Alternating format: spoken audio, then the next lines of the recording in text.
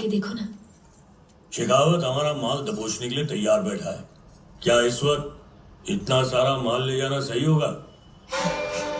सही या गलत के बारे में पुष्पा नहीं सोचता है। जब पुष्पा फैसला करता है तो वो सही हो ही जाता है।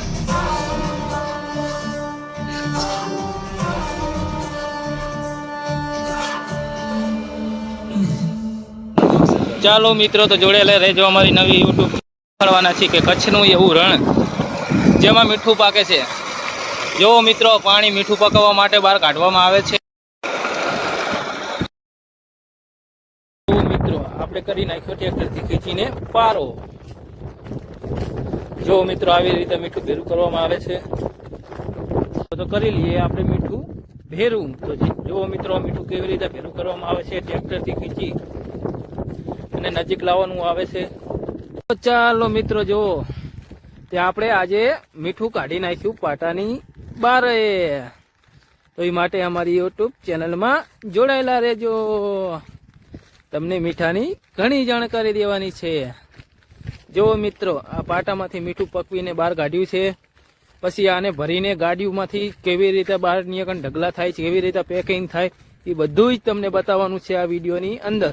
અને મિત્રો, જો આ મીઠું કેવી રીતે પેકિંગ કરવામાં આવે છે, કેવી રીતે એને ભરવાનું, જેવું મશીન કેવી રીતે ચાલે છે મિત્રો, એ મીઠાની ઘણી બધી જાણકારી માટે અમારી યુટ્યુબમાં જોડાયેલા રહેજો। આનું મીઠું કેવી રીતે ધરાય છે, કેવી રીતે પેકિંગ થાય છે। આમાં ટાટા કંપનીનું પણ મીઠું બને છે મિત્રો। જો મિત્રો, અમારે મીઠાનું મુહૂર્ત થાય ત્યારે આવી ધજા લગાવવામાં આવે છે। એ પહેલા દરિયાદેવને નમન કરી અને પછી પાટામાં પાણી છોડવામાં આવે છે। જય માતાજી।